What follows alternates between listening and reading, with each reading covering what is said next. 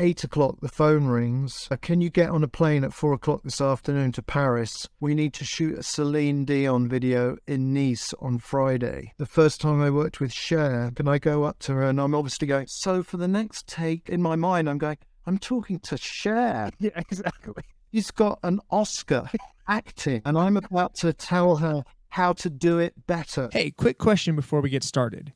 Would you like to win a free piece of clothing from Snowman Films and a 30-minute chat about your creative journey with me?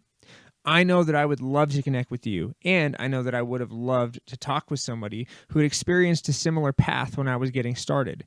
So let's make it happen. Here's what you need to do. Subscribe to the Conversations with Creators podcast, rate and review, and share it in just 5 easy steps. First, write a review on your preferred podcasting platform and rate it. 5 stars for good karma.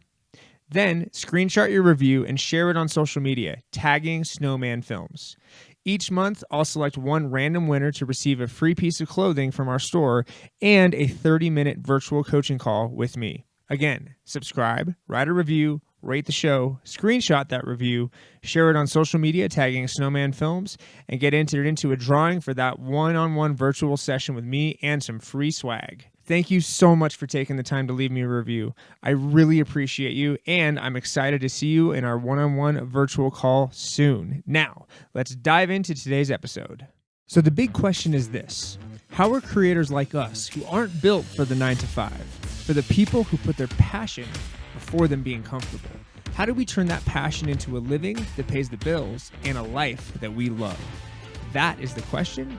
This podcast will give you the answers. My name is Noah Mittman, and welcome to Conversations with Creators. Hello, and welcome to the Conversations with Creators podcast. This is episode 1. We're diving right in. Yeah, exactly. My name is Noah Mittman, and I am a filmmaker and clothing brand creator and all sorts of stuff. And I am so excited. I have the honor of having my first episode be with music video director Nigel Dick. This guy has worked with the who's who in the music industry. Just the top off his website here, we have Guns N' Roses, Britney Spears, Oasis, Nickelback, Def Leppard, Cher, LeAnn Rimes, tons and tons of experience. And I am so just humbled that you are said yes to this. Thank you. I think the big check you offered me was the right.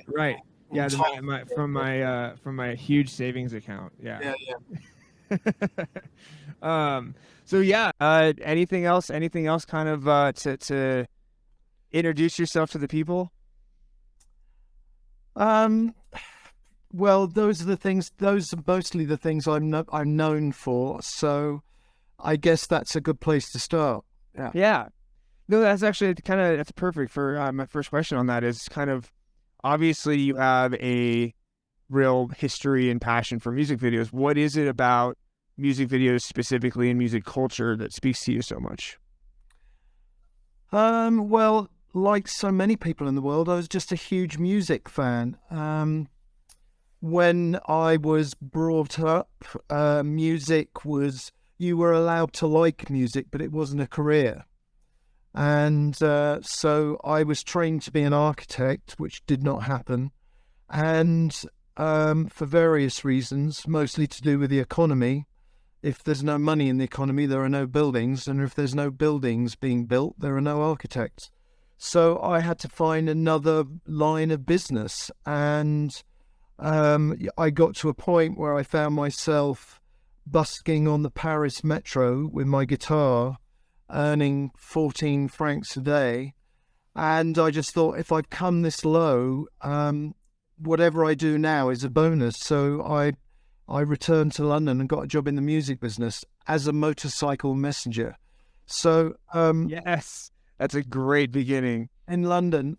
So yeah, I mean, and I was instantly surrounded by loads of musicians and whatnot, and I was in heaven. Yeah, of course. And as they say, if you do a job you love, you'll never work a day in your life. So this was, my parents were horrified. My mother spat out invective for the rest of her life about the terrible career choice I'd made, and I couldn't care less. I I was doing something I was passionate about, and I'd start work at 9 o'clock in the morning and very often finish work at 5 o'clock in the morning. So, and subsequently, it's taken me all over the world, and I met these extraordinary people. They've, I've been totally blessed. So I'm just very grateful that I found my way into an industry that I love. Yeah, I mean that's the greatest gift you can have, I think, in life. Just as a career, like that's the best. That's kind of what we all strive for, especially as creators. Like that's really, being in a creative field. It's harder than, I mean, it's hard to do anything, but like really to be a successful creative is just the hardest thing on the planet. So the fact that you've been able to have fun the whole time, and I'm sure there are hard work days, but no, it's absolutely a blessing. It's super cool. What was your first kind of break into, because you're the director. That's you are a filmmaker, but really directing is kind of your strong suit, correct? Well, I suppose I need to know what the difference between filmmaking and direct. True. I suppose if you're a producer or even a PA, you're still a filmmaker. Yeah, it's true. So, I stumbled into it. I never really wanted to be a director. I produced for the first 2 or 3 years of my career, and always said to people, people actually always said to me, well, you're going to be directing soon, aren't you? And I had no aspirations to be a director at all. And I said, well, I kind of despise people who are producers who think they want to direct. And then it just fell into my lap because, I was working at a record label and they said, look, we've got $2,000. What can we do for that? And I did a lot of photography. I did a lot of stills. And I said, well, okay, if I take a camera, I can take this band out to the beach and we can shoot some stuff. And after I'd done sort of 4 or 5 of these tiny videos, I was called into my boss's office and he said, well, we have a problem with these videos you're making for us in that we like them more than the ones we're spending a lot of money on. Yeah. So, the build-up was, oh God, I'm going to be fired. And it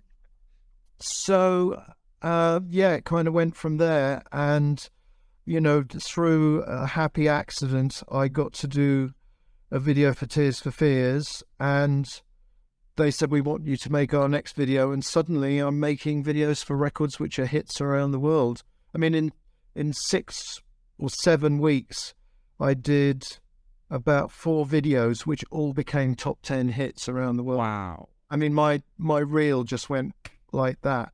Pure luck. So yeah, that's so fast too. Like, what was the first one that kind of broke out? Well, within a month, I did Shout for Tears for Fears. Things Can Only Get Better for Howard Jones, and the Band-Aid video. Do They Know It's Christmas? And then about 6 weeks later, I did Everybody Wants to Rule the World for Tears for Fears. Wow. So, and I think I made a total of about $50 for all of them. Actually, I made a bit of money on the Howard Jones video because that was for a different label. Yeah. I was actually I was working at Polygram or Phonogram, and I was loaned out to Warner Brothers to make the Howard Jones video, which is perhaps the least fabulous one of the lot, but just pure luck, really. And right time, right place, it sounds like. Sorry? Right time, right place. Yeah, I mean, that's the thing that I tell people is that, what's your best advice, blah, blah, blah. And, one of the things is you just have to get lucky, but you make your own luck. Right. So when somebody offers you an opportunity, you've got to just grab it and jump for it. And, something which I think you're quite good at, you try and keep the ball rolling yourself rather than just sitting around staring at the phone, waiting for it to ring. You've got, and that's really, I mean, I think that's been my biggest thing with moving forward and in work, trying to be full-time, even though full-time means like 1 day a week sometimes.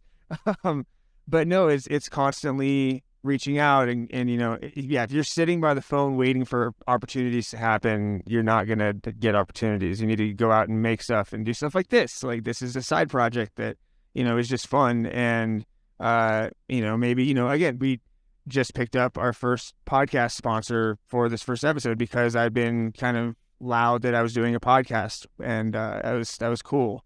But no, I think you're absolutely right. It's kind of like when preparation meets opportunity. That's what I call luck. Is like if you're in the right, when you're prepared at the right time in the right place, then you can move forward.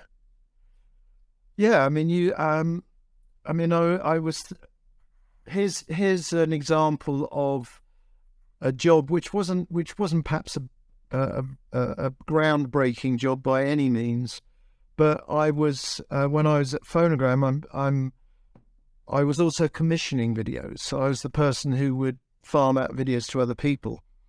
And on a Sunday evening, the phone rings at 7:00, and we had an artist called Marilyn, who was Boy George's boyfriend, or friend anyway. And we'd been trying to make a video, and he wasn't into it. And the manager rings me at 7:00 on a Sunday evening, and he says, "We decided we need to make a video tomorrow." So, and I'm like, "Okay, and what's going to be in the video?" He says, "I don't know, but just figure it out. We need to make a video tomorrow." And No, but figure. Thank you so much for all of the details. Oh, I'm like, okay. And by the way, the band, he's flying to Australia on Tuesday night, so I want you to go to Australia with him and shoot some B-roll. So I'm like, okay. So, I mean, I put the phone down and pick the phone up and start ringing around. And by 11:00 the next morning, I've got the film stock, I've got a cameraman, I've got a studio, I've got a couple of extras, and I still have no shot list. I haven't had time to listen to the track, this is before the web. So I have a cassette of the song, but the cassette is in my office and I'm at home, so I can't get into my office. So I have to sort of try and remember what the song is like. So on Monday night, I put the film into the lab. Tuesday morning, I sort of make sure that things are going to be okay for the next 5 days. And Tuesday afternoon, I'm climbing on a plane to fly to Australia, which from London is on the other side of the world. And at 3:00 in the morning, find myself in Singapore airport, and I bought myself a Super 8 camera just in case, because I was going to shoot Marilyn in a location in Australia, get off the plane, I don't know, it was about 24 hours that trip, because London, Bahrain, Singapore, Sydney, Melbourne. So we get to Melbourne, and I'd rung somebody from London and said, "Meet me in Melbourne. I need to find a location." And of course, still I have no idea what I'm looking for. And find a location outside Melbourne, get back to Melbourne, and Marilyn announces he's not going to be available to shoot. Oh my God. So I've now got a $100 Super 8 camera in my hand and some rolls of film. So I just start, every time I see him, I'm, shooting a bit of film. And then on Sunday morning, fly back to London and have to throw it together. And so, literally less than a week after I get the phone call, I've been round the world and back, and I've got a bunch of footage which makes no sense, and I have to throw it together. And, the opportunity for me that was my first trip to Australia. Yeah. No. And Bahrain and Singapore. You travel the world in a crazy situation, but you still travel the world. Yeah. So inside a week. Yeah. And a lot of work is kind of like that. The phone rings and you just have to drop everything and go and do it. And you have no idea where it's going to lead. So the just say yes attitude is so huge for us. It's like you really, even if you're slightly uncomfortable, obviously if you are too uncomfortable and can't handle it, then don't do it. But there's a fair amount of just say fuck it and, go and do it. And it'll work out, or it doesn't. But, if you're good enough, it'll work out. I mean, on some level, I think it works better than having loads and loads of time to prepare. Yeah. The things where I've had months to sort of do a shot list and go back and look at the location and all the rest of it, very often looks rather boring when you finished it. I think the inspiration comes from the desperation on some level. Yeah, I mean, I like to have a plan. I like to do my shot list and think about how it's going to come together. But you also have to be available to what the universe brings in. Yeah, I mean, it's one of the questions I'm often asked is, why are there two guys dancing by a petrol pump in the Everybody Wants to Rule the World video? And the answer is there were supposed to be three guys because it was a piss take of ZZ Top's Give Me Some Lovin', and one of the guys didn't show up. So, that's the kind of thing that happens. Fly by the seat of the pants and get what you can get. Yeah, I mean, it happens all the time. So how many of because obviously you've just, the list of at the beginning is just, so many massive stars and music and, again, music videos that I grew up on. How many of those were spur of the moment and how many of those were like a lot of planning? Or is it a big mix? I suppose 20 or 30% of them are spur of the moment. Okay. That makes sense because there are a lot, quite a big budget on a lot of them. So it's not, you can't really just be like, hey, we're doing this tomorrow for, Well, very often what has happened with me is that nobody's told me this, but quite obviously somebody else has been involved in making a video for somebody and it's fallen on stony ground. So another example is once I moved to LA, I'd gone on a cycling holiday to Thailand and I got back to LA at 4:00 in the morning, and at 8:00 the phone rings and this client of mine rings up and he says, can you get on a plane at 4:00 this afternoon to Paris? We need to shoot, this was on a Monday, we need to shoot a Celine Dion video in Nice on Friday. So, of course, by the time I get to Nice, I realise I've flown 2/3 of the way around the world. I got the phone call like a day earlier. I could have just flown directly from Bangkok to Paris.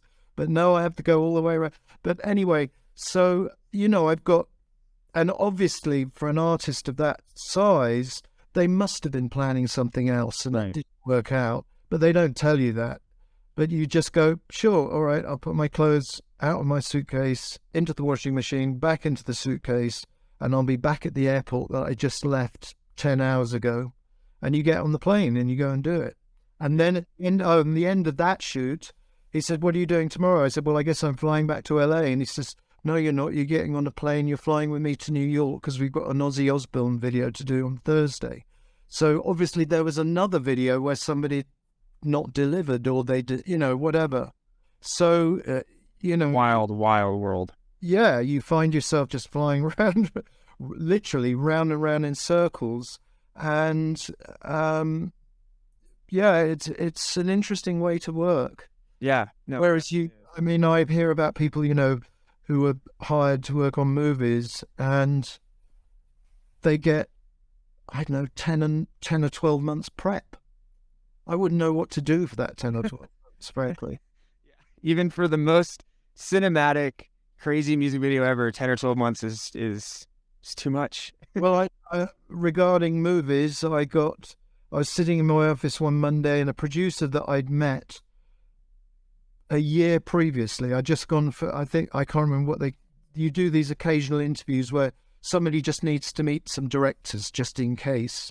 And the phone rings and the producer rings me up. He says, I've got a script here. Can I send it to you? And if you like it, I want you to get on a plane to Barcelona on Thursday and start location scouting. So I had 4 days prep before the prep.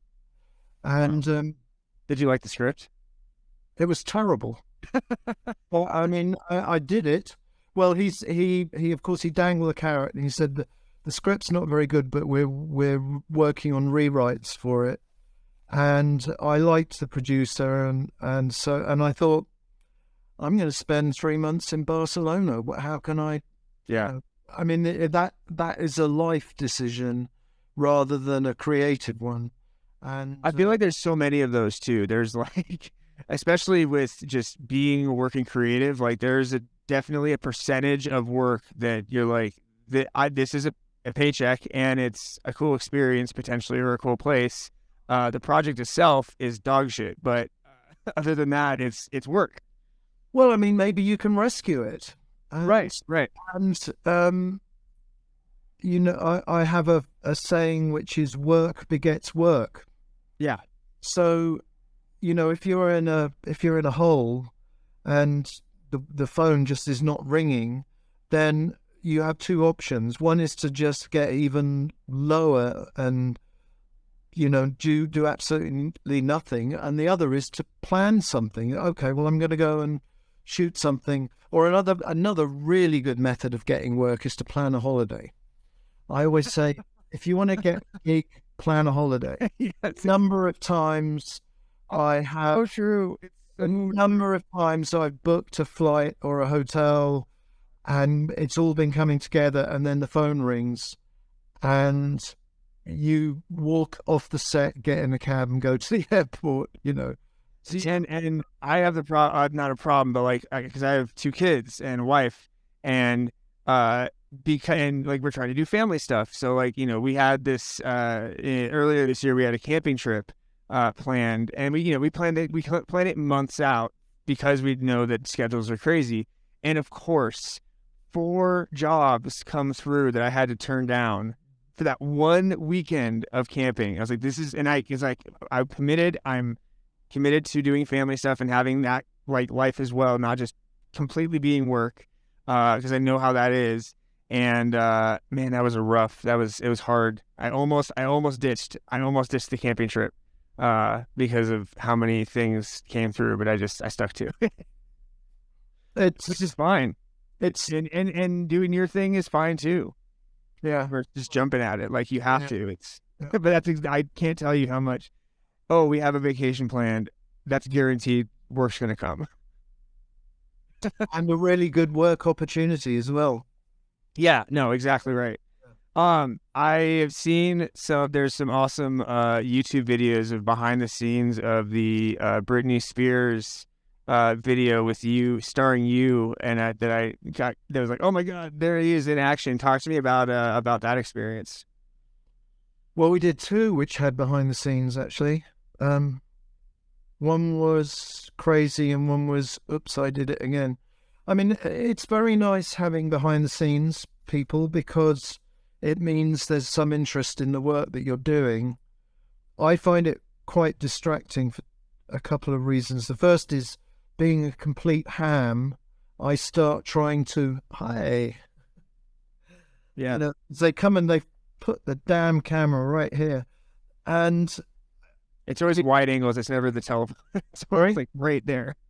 Yeah, I mean, what I've learned now is to say, look, if you are going to shoot me, please put a long lens and just do it over there so I don't know, because I'll become distracted and I'll try and be Mr. Funny Guy, Mr. Nice Guy, which is obviously not what I'm there to do. So that's the first thing. And the second thing, if you have a making of crew, you're ready to shoot the set, you've lit it, you've got the props in, the extras are there, and it's like, where is my star? And you look over and she's doing something special for the behind the scenes crew. Right. So the behind the scenes crew starts running the set if you're not careful. So you just have to walk in and go, sorry, and drag the person out of the shot. To hell with it if they don't like it. But no, I mean, if somebody's come to shoot behind the scenes, it's good news because it means potentially what you're doing is going to get a good audience. Yeah. But it can be a distraction. I think I know the answer on this, but for obviously so many like iconic music videos, do you have an idea, especially when there's behind the scenes, when there's maybe some buzz around it, do you have an idea that it's going to do well, like when you're making it, or is it all just like, let's hope for the best and just, try, you have no idea? Because I've heard so many things of like, they just had no idea that it would do anything. Well, I mean, the first thing is, and I might ask you to repeat the question in a minute because I'll forget it, but the first thing is very often you're sitting on set and you've got the client or the artist manager sitting beside you, to look over your shoulder and see the monitor and whatnot. And they go, "So this is going to be an award winner, right?" And you go, I don't know. And it's obvious it's gonna win awards, right? I can see it on MTV now, and you're like, great, fantastic. As if when you walk in the morning, you go, I don't feel like making an award winner today. I think Right. just walk through it. Every damn time you walk through the door and you sit down, you want it to be the best possible job it can be, and the sort of the view that you might decide today not to deliver is an extraordinary one. It's I would hope everybody has the same attitude.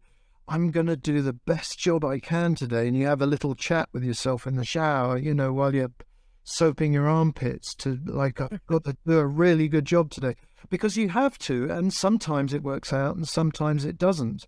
Yeah. And the other thing, especially with a music video, that you have to appreciate as the director or as the people who are making it, is it's all about the music. If whoever it is, Britney, Cher, Nickelback, Oasis, whatever, people come to see them. They don't come to see my work. That, it's a great song. Look at YouTube, your favorite video, scroll down, as I am guilty of doing at 3:00 in the morning, of the piece of work that you've done. Nobody talks about the video. Right. Always talk about, yeah, man, this track, when this song came out, it was the center of my life. I met my wife, or my brother was killed in a car crash. This was his favorite song. I love it. They're all wonderful, Always very personal comments. And if you scroll for about an hour, you'll find somebody going, "Love the video." And you go, "Thank God for Hector, who lives in Brazil. I love that guy." So yeah. I look at point though, like it's really, you are in charge of the vehicle that gets the song that everybody loves out there. So, you want to make it good, but it's also like, I think that kind of takes some ego out of it, to where like you can have the right mindset going in, which is great, but like knowing that this is a tool to bring the song to life is huge. It's a commercial for a song. Yeah. When people go, make very nice noises about the work that I've done and all the rest of it, I say, have you ever seen one of those National Geographic shows where there's a water buffalo in Thailand and there's a bird sitting on the back, pecking his back to get the bugs out of his back? The water buffalo or the elephant or whatever, or the hippopotamus is the artist, and I'm that bird on the back of the beast. Yeah. Taking out the takes. With that, take away the water buffalo, the elephant, whatever it is, and I'm just a bird with no job.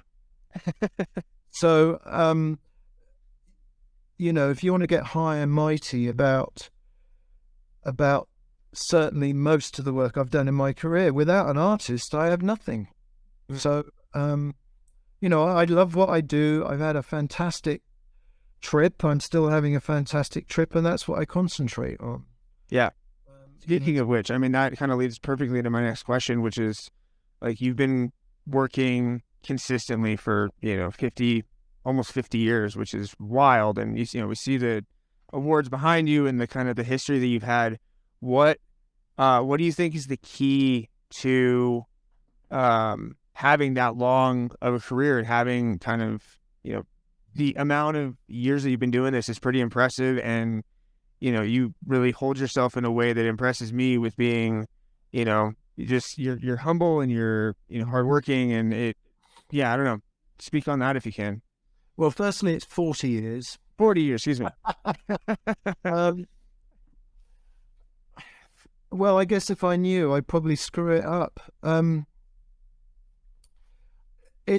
the thing is that we were both working at the weekend together, and I remember saying to somebody who was just helped us, who's just starting out. If you're doing this job because we're in the glamour business and you're here for the parties and all the rest of it, you're going to be disappointed. It's bloody hard work. Yeah, it is. I'm afraid I've got to the stage of my life where I have a bunch of catchphrases now, but one of them is, I used to work in a German metalwork factory. This is better. And a little bit safer. Hard work. Last Saturday, I got up at 5 o'clock in the morning so I could be on set before anybody else, so I could shoot the main protagonist arriving on set. And I left the set at 10 o'clock and I got home and I was absolutely exhausted.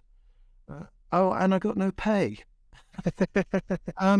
So we were doing some charity work for Shine Music Festival, which is a very good cause. Look it up; they're awesome. It was don't normally do free work, but it was a worthy cause for sure. And it was a long day, but definitely fun.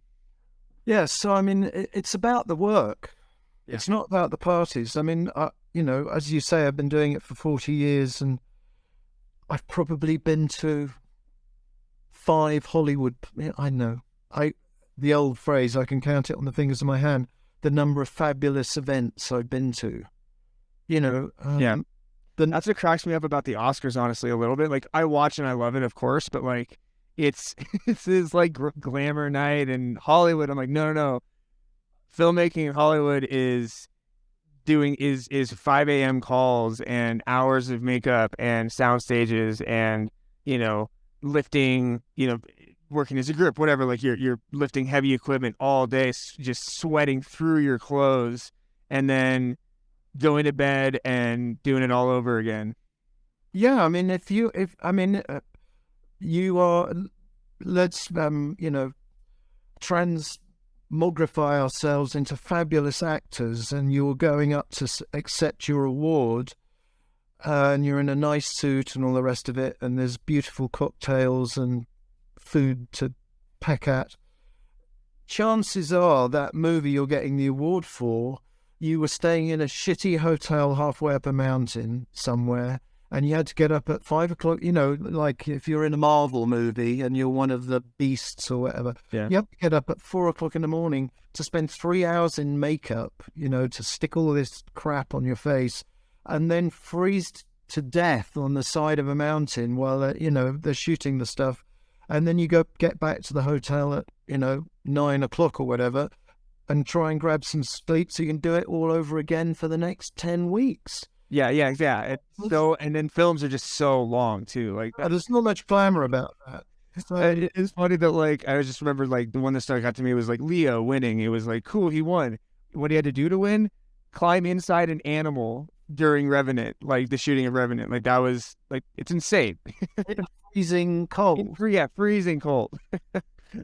Yeah, I did the first video I ever did for Nickelback. We were shooting up in Canada, and there's a car crash scene, and somebody saw the cut afterwards, and they said, "Oh, I saw that Nickelback video you did, and the car crash stuff where they take the guy out and they put him in an ambulance. Man, you went really over the top with that fake rain that was traveling through the shot horizontally." And I'm like, that was not fake rain. And that was 3 o'clock in the morning, and we were all soaked to the skin. That was not fake. That was like, it's blowing a gale, it's pissing with rain, I guess we'll go with it. Because what can you do? Yeah, exactly. You have to shoot. So, like, I guess this is the look of the music video now. So, that's the funny thing. It's like, that was an interesting choice, but I think you dialed it to 11. It's like, it was no choice of mine, pal. It was just, that's what the gods gave us on the day. It's always either like super freezing or just absolutely sweltering heat with no shade. Yeah. Unless you're inside. Yeah. I mean, and of course that's what's fun about it, because Oh yeah, it's not boring at all. no, I mean, I've worked in an office and oh my God, the coffee machine's taking 10 minutes to heat up. That's the biggest drama of the day. Absolutely. So I think it's something that not a lot of people talk enough about is rates and the money side of the business, because it's kind of this, I don't know, shrouded in secrecy for creatives. So I'd love if you're comfortable to ask kind of how you handle budgets and setting rates for your work. Well, I mean, certainly in my little avenue of the business, it's all gone to crap, basically, thanks to people buying music on the web. So that budgets have gone from luxurious to ridiculous. So, I mean, I'm currently involved as we speak this moment. The minute this Zoom call is over, I'm going to be having a conversation about a budget. And the client is going, look, we have to be able to do this video for this amount of money. And the money's all right, but the expectations are just ridiculous. I've been saying in the last 5 years, expectations are up, budgets are down. So people expect me to make a video for them which will be as iconic as Britney's first video 24 years after I made that video for a sixth of the budget. Mm-hmm. So, if you've got 20 dancers, they've all got to have hair and makeup and wardrobe, and they have to have 5 or 6 days rehearsal. So, I was bidding on something recently, and the client was saying to me, well, we'll get some free dancers and whatnot, and we'll figure it out and whatnot. And I'm like, no, if you want 20 people to move all together, that takes rehearsal. And the budget they were talking about back in the day would have just about covered the rehearsal budget. Cameras, film, locations, hair, makeup, wardrobe, blah, blah, blah, blah. So, just for context, what was the budget for the Britney video? I think it was about 350,000. Yeah. Which at the time was the entry level. I mean, that's the ridiculous thing. Back in the late 90s, any new band signing to a label, their first video would cost $300,000. And I actually, somebody at Britney's label said, we want you to do us a favor. We've given you lots of work, which is fine. That's okay. Can you do this video for us for 250? And I said, yes. And my, suddenly, a day later, my rep comes in and grabs me by the shoulder and pulls me aside. Don't ever accept a job where the budget isn't 300,000. Wow. And, there was a big machine behind it. There was an office. There was a rep. I mean, we weren't pissing money away. Every job I've ever done pretty much in my life has been, all right, let's spend, okay, we won't do this. We'll throw this out because that'll save X amount of dollars. Yeah. Very, very occasionally has there been enough money really to do it properly. So it doesn't matter whether you've got $500,000 or $5. You're still something is going to get sacrificed. Yeah, so that's always the conversation. That's always, budget is constant. So, I mean, it means that I don't get to, fly somewhere to do a video now. I mean, I'm planning on 2, if not 3 videos in the next few weeks where the artist will fly to me. And we're going to go off into the hills and do something. So, I mean, I'm sure if you're in the military and you're wanting to buy a new aircraft carrier, I'm sure people are going through the same discussions. I mean, I love reading about this stuff, and the British have just launched 2 new aircraft carriers, and the which have cost fortunes. And the justification is that this aircraft carrier will be working for the next 50 years. Well, we have no idea of the technology or the geopolitical situation in 50 years' time. Well, of course, one of those aircraft carriers was supposed to come to America this week, and it didn't get further than the horizon, and it broke down.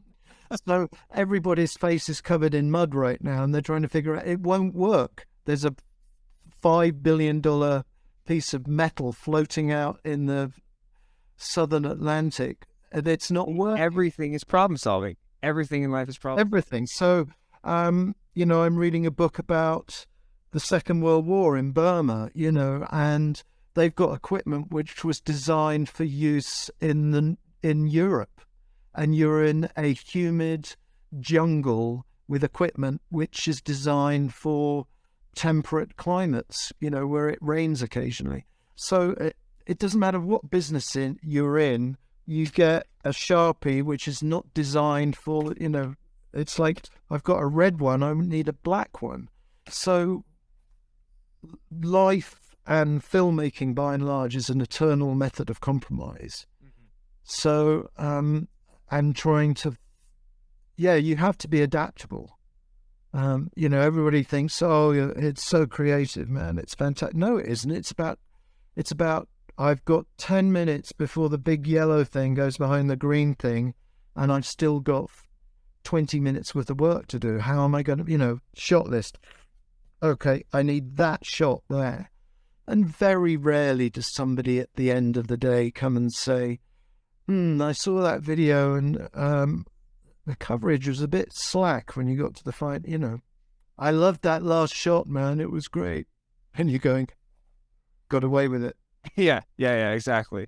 The got away with it thing, it's such a good feeling of like, the battle that you just went through on the shoot and the, just in the trenches and all the craziness.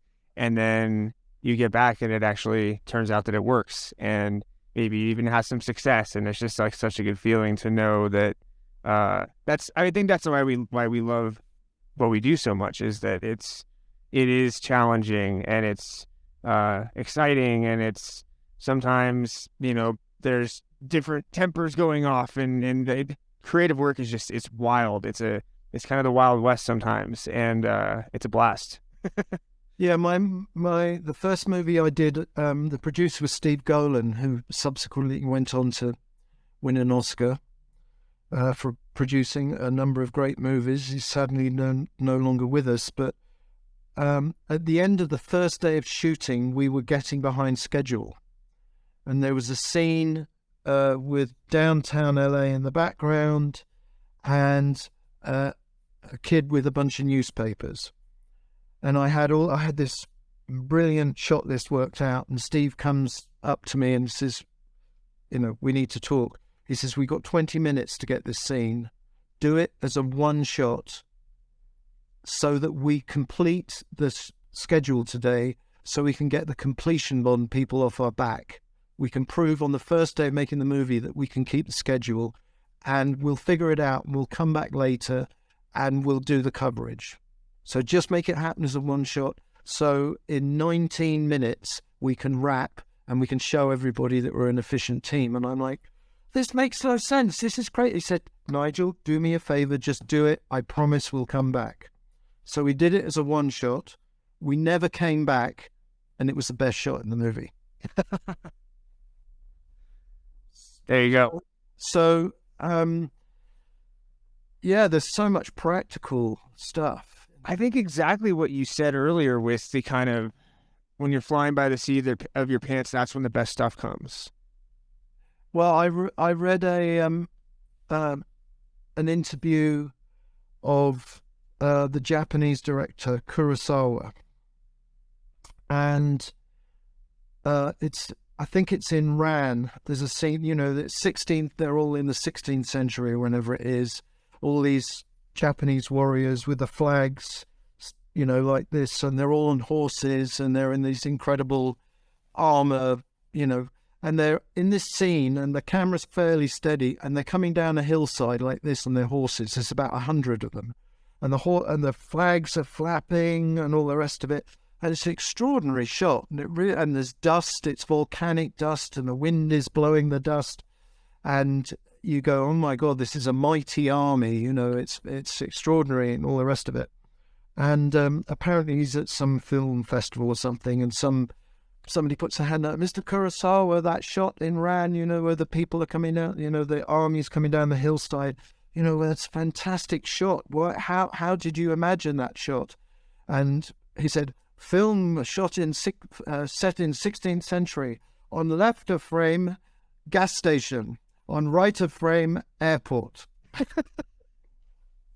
So, that's the story right there. It's like, shit, I'm in the 16th century and I can see an Esso station and a 747 taking off. How am I going to make this work? All that counts. I've got what's in the frame. That's exactly right. No, that is for anybody that's been in any sort of filming for any time. It's really like the chaos that's happening around the frame is always insane, but then the frame is the only thing that matters. So it doesn't matter what else is happening. If you capture something amazing in that frame, that is doing your job well. Yeah, I watched Goodfellas again recently. So good. Which is a great piece of work. And I beg your pardon, I then read that Scorsese wanted to do some scene in the movie that he wanted to repeat or do a redo on, and the producer said, well, you can't do it, you don't have the money. And he said, no, you don't understand, the movie's going to suffer, blah, blah, blah, blah, blah. And they were about to go down to Florida to shoot the scene where the gangster is taken to the zoo and fed to the lions or whatever happens and all the rest of it. So eventually the producer said, all right, we can make this other shot happen, but we're going to shoot the Florida Zoo sequence in New Jersey. And he went for it. Well, when you watch the movie, all you're aware of is that at night, and the bad guys have broken into the zoo, and they've taken the guy in I can't remember, he's being put in the crocodile. It's Tetris. The whole thing is Tetris. It's piecing what important piece do we really need, and then where can we make it, again, a compromise on something that maybe doesn't quite matter as much, it'll still work to make the masterpiece. Full Metal Jacket is set in half the movie is set in Vietnam. It's a movie about Vietnam. I went to Vietnam on a cycling trip. It doesn't look anything like Full Metal Jacket at all. Full Metal Jacket was shot in London. All the Vietnam footage was shot in London. It was sound stages? No, it's an old gas station. It's an old a power station. And I've actually shot a couple of videos there. And, it was just left to rot. And so he flew in a bunch of palm trees and a couple of helicopters, and suddenly you're in Vietnam. When I first saw the movie, IMDb didn't exist, so you couldn't go and find out all this stuff. And I just believed it was Vietnam. So that's what do they call it? The willful suspension of disbelief. Yeah. So that's the great thing about what we do, is trying to figure out, okay, if I get 5 dead, rotting palm trees, I'm sure I can make it look like Vietnam. Yeah. I've in my career, I've had to make Vancouver look like London. I've had to make London look like the Catskills. I've had to make Rio de Janeiro look like New York twice. I've had to make Barcelona look like LA and LA look like Barcelona. It makes no fucking sense at all. Wait. I love the back and forth. So, you just go, oh, right, okay, whatever. When we went to Rio, we just got an old Chevy and painted it yellow, and had somebody sent us a couple of those magnetic things that go on the doors, which say, 75 cents a mile or whatever it says. And voila, you are suddenly in New York. There you go. No, it's all suspension of disbelief. I mean, it's if you can tell the story with what you have and make believe, which is why we're all doing this. This is, we're playing, we're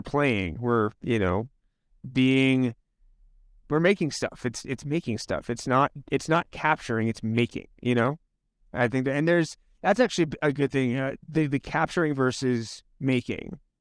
What is kind of mentality wise for you, the difference between because I know you've done a fair amount of documentaries as well. The difference between the process of a documentary and a music video? Well, they're completely different. I mean, it helps having a perspective going in, but with a documentary, you have to be prepared for the unpredictable.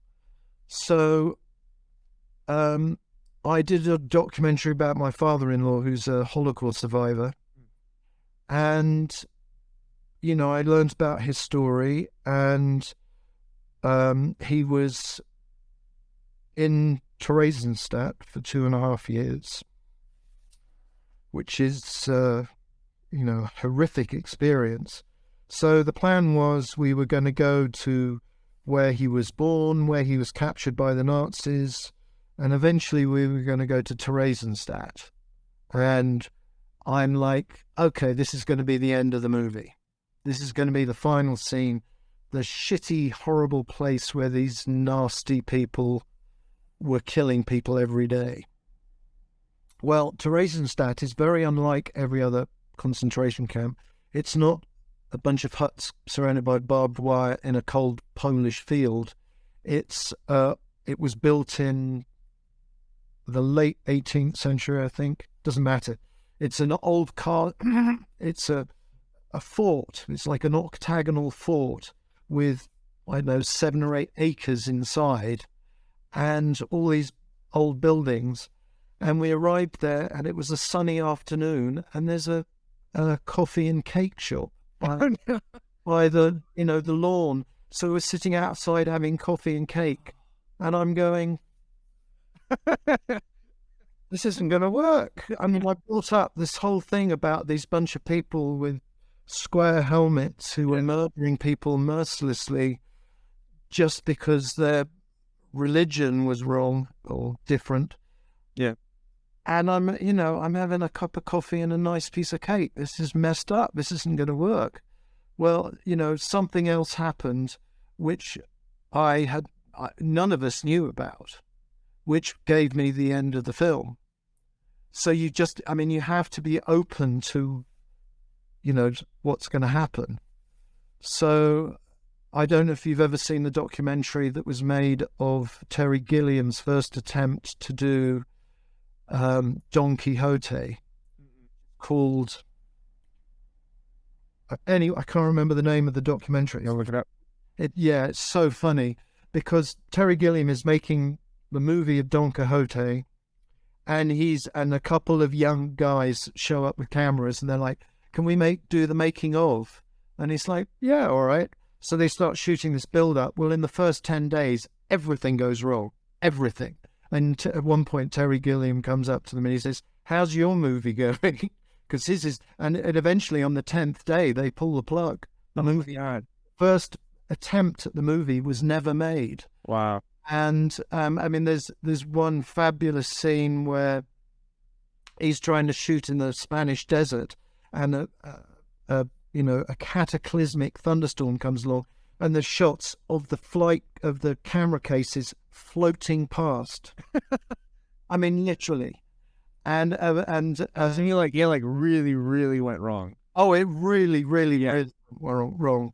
And another fantastic scene where the AD comes out of the production offices and he's in the parking lot and he said, well, this went wrong, this went wrong, this went wrong. So they've done what everybody does and they fired me. They fired the AD. That's going to sort it out. Exactly. Firing the AD will help everything. The person is keeping this entire thing together and whatever. Them gone, that'll help. So, the very long answer to your question is when you're doing a documentary, you just got to keep rolling. Yeah. Basically, you just got to shoot a bunch of stuff and figure it out afterwards. So nobody knew going in that the documentary would be finished for the Terry Gilliam experience, but the real movie would actually get made 20 years later. Wow. I think it was released last year with Jonathan Pryce. Oh my God. So, As Don Quixote, which I haven't seen. yeah, I think I saw a trailer. Oh no, that was Cyrano. That was Cyrano with yeah. I mean, the guy they hired to be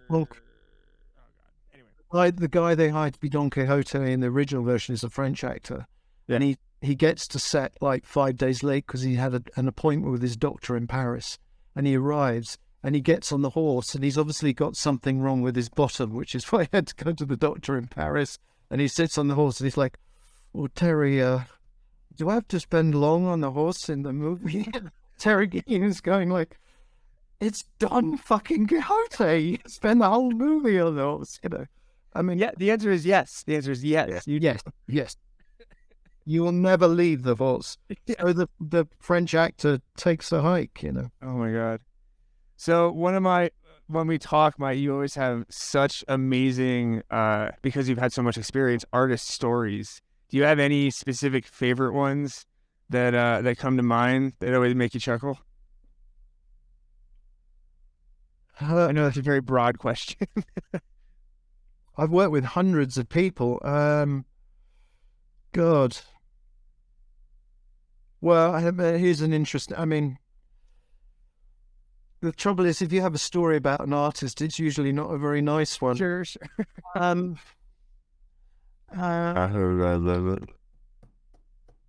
Well, here's a story about Celine, which is actually a very nice story. It's a lovely story.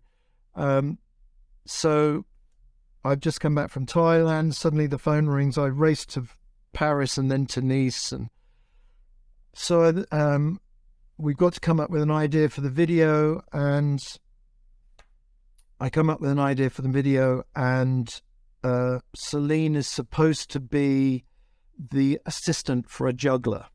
For some reason, I decided it should have a sort of a 1950s kind of vibe. I'm in the south of France. Why not? Yeah.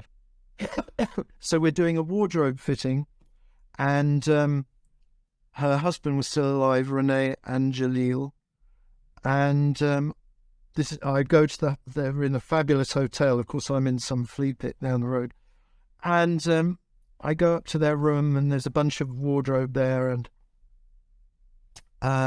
Celine is lovely. I would never listen to one of her albums, but she's a lovely person. I really liked her a lot. And she says, "I try on the first dress." So she tries on the first dress. It's okay.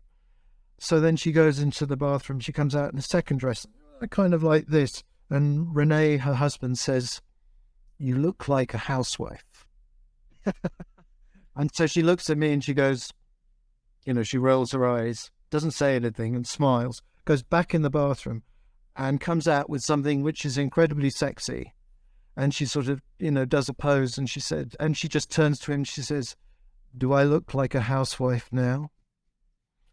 And Renee smiles, and he looks at me and he goes, "I think I'll leave you two to do your work." And I never saw him again. Wow.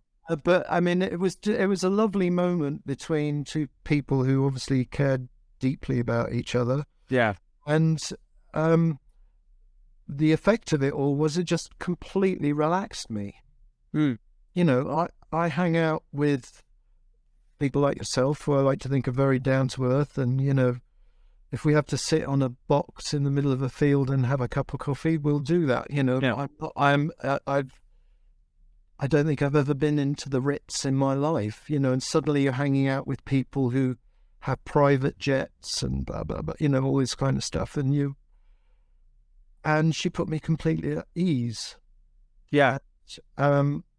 Which just from an interaction. Very important. I mean, another example is the first time I worked with Cher on the first morning of the first day of the shoot, of the first setup. We do one take and I go up to her and I'm obviously going, "So for the next take, could you, because in my mind I'm going, I'm talking to Cher. Yeah, exactly. She's got an Oscar acting, and I'm about to tell her how to do it better. And she just reaches out, she puts her hand on my shoulder, and she says, when I'm in, and I'd been to her house a couple of times pitching this idea, she says, when I'm in my house, I want you to be nice to me. When we're on set, tell me what I need to know. And you go, There you go. And that's why she has the Oscar, because she can do that.